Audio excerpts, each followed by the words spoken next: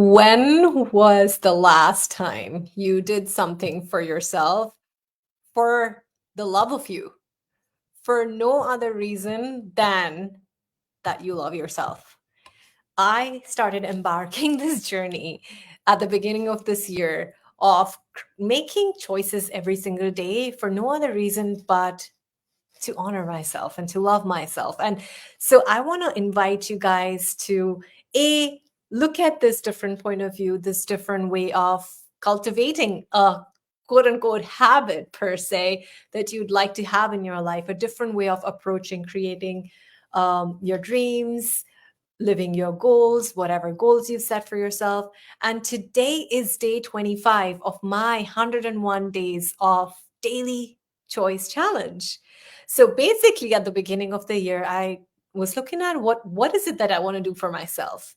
And I looked at how often we create these resolutions at the beginning of the years, or if even if not at the beginning of an year is like a great place to, it has some fun energy to it to be starting at that time of the year. But at any point, you can basically take a goal, commit to it, and show up. But one of the things that I see occurs so very often, and I've been super guilty of it too, is that we create goals for ourselves. We set these targets, things that we want to, basically show up as, fulfill. And then we start being weird with ourselves. We almost start using the things that we want to use to grow ourselves as a reason to judge ourselves. And so I wanted to break that whole cycle. And so that's where this whole self love 101 challenge personally for me came up, because I was like, what if my only goal or target or my resolution for the year was to not judge myself and to practice not judging me? And so from that space, I started looking at, cool, what is it that I would like to do more of? What is it that I say I would, I still want to start doing this, but I haven't really done. And I came up with 5 of those things that I wanted to be a part of my everyday life. Some of them are actually part of some treatments and plans that I'm going through. A couple years ago, I had a massive nervous system breakdown. I literally mean so. I was in a total, what in the psychological vernacular language, we would say a dorsal vagal shutdown, which was basically like my literally nervous system collapsed in a way that my body had a bunch of things like symptoms that showed up. I was essentially sick for almost 6 months, and there was a lot of anxiety, panic. So all the gift of that intense phase for me was that it really woke me up to really prioritize certain things and really look at certain things that I was avoiding. Anywho, more about that journey for on a different conversation. But for now, I wanted to review the first 25 day. Today is day 25th, and I'm on my day 25th while I'm recording this. But I wanted to just go over what are some of my takeaways from this daily choice challenge so far, and what are some things I would invite you to look at in your life too.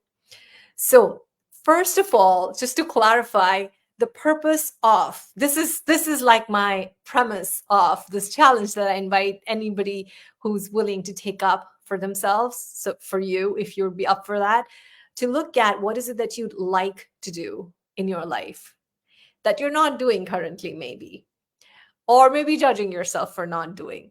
So come up with 1 to 5 choices like that you would like to include in your everyday, and then commit to those choices for whatever period you want to commit to. I committed to 101 days because I'm a little extreme, but you could even start by 1 week of that or 30 days of that. But for that period, your challenge is less to actually do what you say you're going to do, which is counterintuitive, right? Like, why else are we doing what we're doing? But that's what I'm coming to. Your challenge is to practice honoring yourself. And we a lot of times assume that to honor yourself means to keep your word. And don't get me wrong, that's included. a lot of times, like, it is nice to keep your word. It does create something different for yourself. When you start keeping your word to you, it creates a different relationship with the world. When you start keeping your word to people, like, imagine if you ever have had a friend who is always running late. It's, or they're not keeping their word to do something they say they're going to do, you likely not trust that person for those things, right? So a lot of conversations that I have here are about trusting yourself, cultivating trust in yourself. And to me, there are different layers to that, and doing what you say you're going to do is the third one. First one, the utmost thing you've got to practice when you want to create an intimate relationship with yourself is to practice loving yourself unconditionally. In other words, to start honoring you. And honoring yourself may not look like what you think it should. So I want to, like, just walk through some of the things I encountered in the last 25 days on this journey. And first of all, the first thing that I noticed was that I wasn't perfect. So often we reach for perfectionism, and it's a number one killer of our dreams, and it also is so depleting. Perfectionism never nurtured anybody, let me just say that. And so one of the things that I noticed was that I wasn't perfect, so I didn't actually end up doing all 5 things on all 25 days. There were moments and there were days I didn't do this or that. So first of all was to just even be an allowance of that. Okay, cool, I didn't do it. I don't have to make that mean anything. I can just pick it up tomorrow. So that was one thing, that it's not about being perfect. It's about, regardless of how you're showing up, would you have your own back? And so that is what I chose. That, okay, even when I was not doing some of the things, like, there were days, one of my daily fives is to do a live every single day. And there have definitely been days that I haven't done it. And then it's about really looking at, what are you going to make that mean? Are you going to keep on having your own bag? Or is this where you start being mean to yourself again? And so my challenge and my practice was to honor myself by not judging the choices that I'm making. So that's one radical point of view that I want to invite you to. What if honoring you is not for you to do what you say you're going to do, although we'll come to that too eventually. But what if the first step in honoring yourself was to honor your choices exactly as they are, not judge yourself for what you are or are not doing? So that was one thing I wanted to share that definitely showed up for me in the last 25 days, even, was I wasn't perfect at it. Second thing, I learned loving myself unconditionally. Um, And what also came up with that was I became aware of all the ways in which I judge myself. Because when I wasn't showing up, when I didn't, on those days that I didn't do one of those 5 things, there was a lot of urge to judge myself. And I was noticing, rather than buying into the story of how wrong I am, how I cannot be consistent. These are the kind of things we tell ourselves, right? I'm not being consistent. I'm not this. I'm not that. But the truth is, consistency as an outcome, as a result, as you're living, embodying reality, can come from a place of you beating yourself up and being very strict with yourself. I personally am not a huge proponent of that. What I want to invite you to look at is, what if you can love yourself up on the way? What if you can actually be kind with yourself? And so, in order for you to be kind with yourself and to love yourself and honor yourself, you have to give up judging you. You have to start loving yourself unconditionally, no conditions attached. That I'm going to be nice to myself when I'm doing all 5 things. But if there's one day that I miss one of those 5 things, guess what? That means awful things. Everything that I've judged about me must be true. Everything that I feared, or things, everything that I didn't want to know, if it is real or true about me, must be real and true about me. So I definitely had to encounter and be aware of and receive. And when I say receive, doesn't mean to hold on to it. Receive as in let it flow, let that energy move, that energy of wrongness that came up, those energies of self judgment that came up.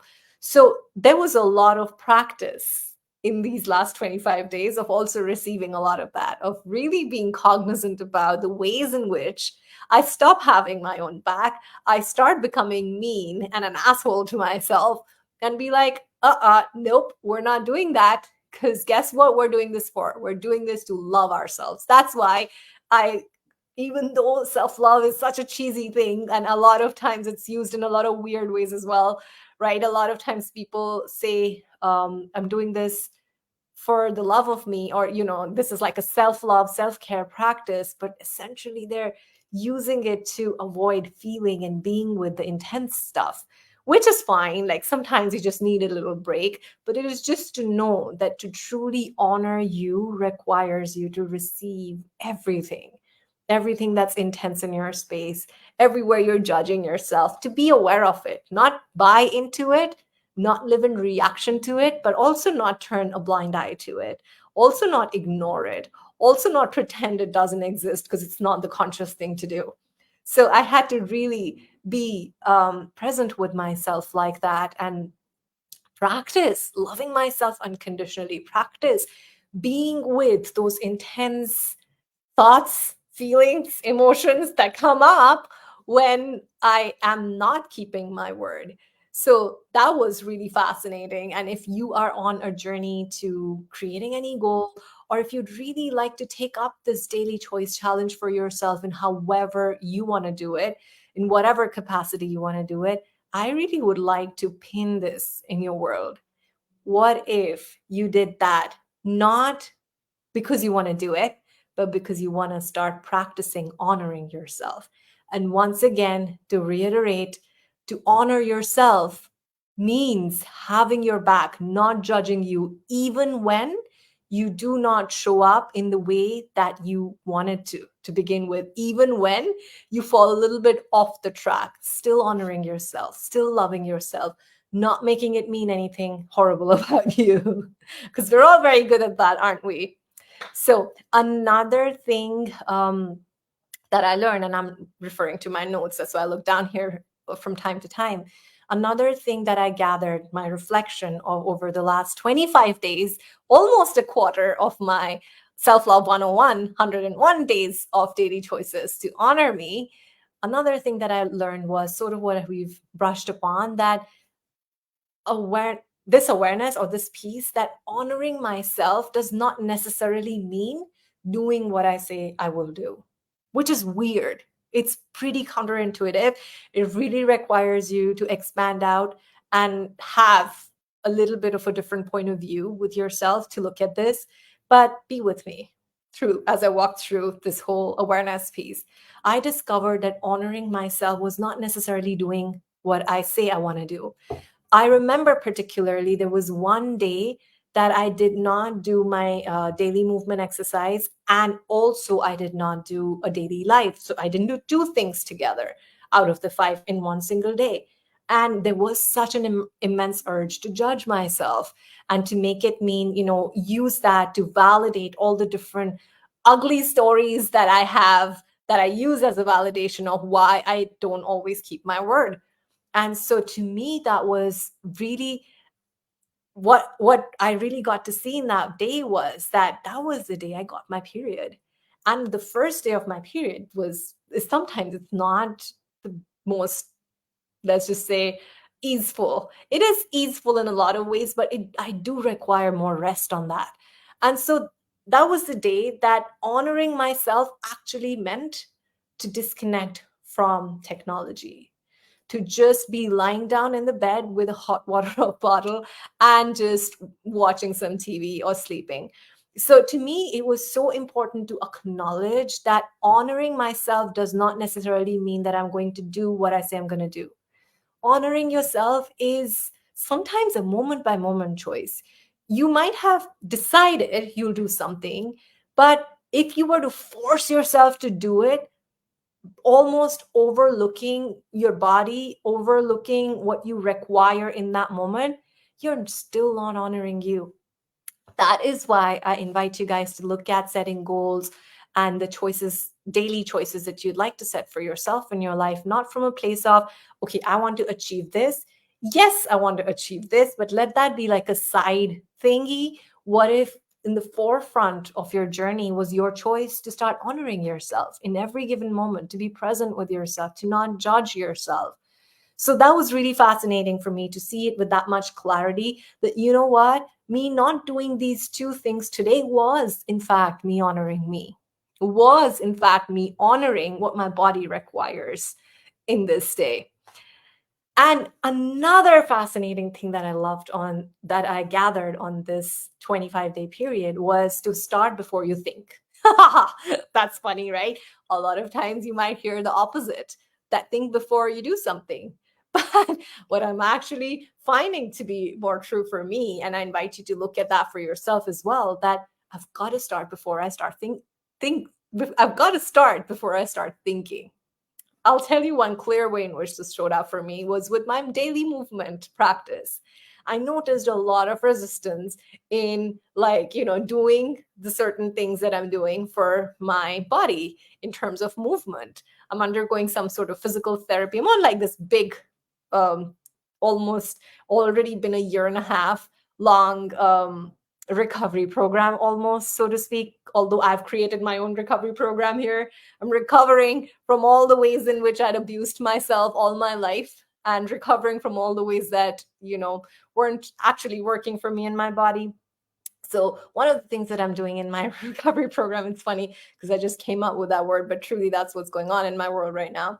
In my recovery program, um, one of the things I'm doing is physical therapy. And my physical therapist, we're basically uh, breaking down some unhealthy patterns in which I, like, basically it's super mindset oriented. And there were a lot of, over the period of my life growing up, that movement to me became more of an effort and something that I think I should do, so I'm doing, rather than something I do for the love of myself, rather than something in which I allow my body to feel safe, feel taken care of. It was more like, no, no, no, you've got to work out, you've got to go to gym, because if you don't go to gym, then da da da da da. So it was very punishment oriented, rather than positive reinforcement of, hey, this is good, or you can relax into it. So somewhere the way I had approached unconsciously movement in my life was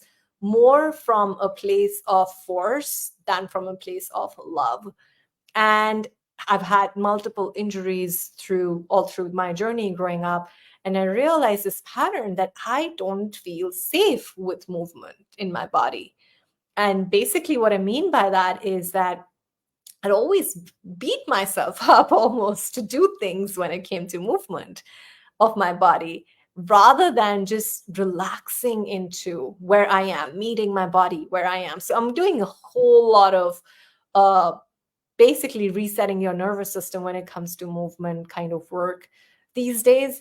And so that's one place where I experience a lot of resistance.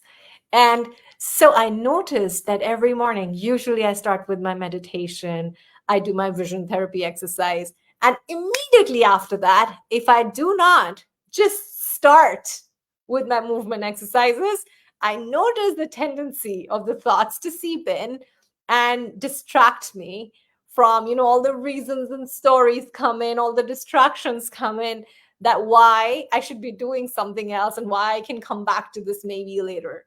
So I have to catch myself to not talk myself out of that choice. And so that is one of my greatest takeaways from the 25 days so far, that just start. Don't think, don't allow yourself to have that thought. Before you have any thought, just start doing it. Just, keep going. So that was a really cool thing that I'm using. I'm looking at, I wonder where else I can use this. Where else am I using thinking to slow myself down, where I could just be like, let's just go for it. So another thing, I'm just looking over my notes again. Yeah, so I think I've more or less covered everything about my reflections so far on this daily choice challenge. It's been intense. It's also been awesome because there are things like meditation. I've been meditating 2 times every single day. I haven't missed a day. And there, even like my vision therapy exercises, I've been so much more proactive, because earlier, before I took up this challenge, vision therapy is also part of my recovery program, guys. By the way, if you, in case you're wondering, if you have any questions, ask me. I do plan on doing a full length story about what my life has been up to in the last couple of years, because I think there are lots of pieces in it that may contribute to a lot more people than just me. So, but anyway, my vision therapy exercises also, I used to sometimes cut a slack on, but I haven't been doing that. So happy to announce it. But what I'm realizing is that there are things that are becoming easier. You know how you don't have to really think about brushing your teeth, you just do it. So I'm finding how there are certain elements that are becoming more of an embodied habit like that. And I know I'm still pretty early on my journey to come to any conclusions. In fact, there's never a good time to come to any conclusions. Never conclude, be aware of where you are. And having said that, there are habits that once you start using them, and you're choosing those habits for like consistently for over a period of time, they become more easier. It doesn't feel like anything.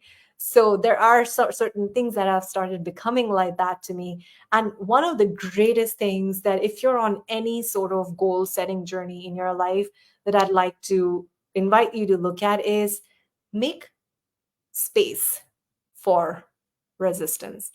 Allow resistance to be. It is going to come up. It is a part of the journey. What if you didn't look at resistance as any problem? What if you approached it from a place of curiosity and just knew that, yeah, of course, if you are stretching to become someone bigger, greater than you have been so far, resistance will come up. And so embrace it as part of the journey. Don't make it mean anything, and keep going. So that is my, in a nutshell, um, reflection over the last 25 years. No, 25 days.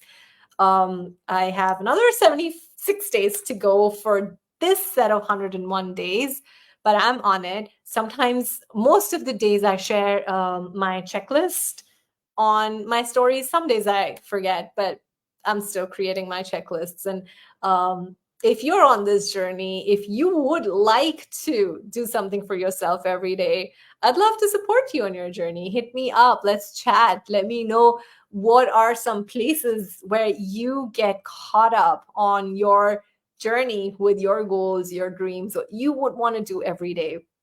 And I'd love to cheer you on.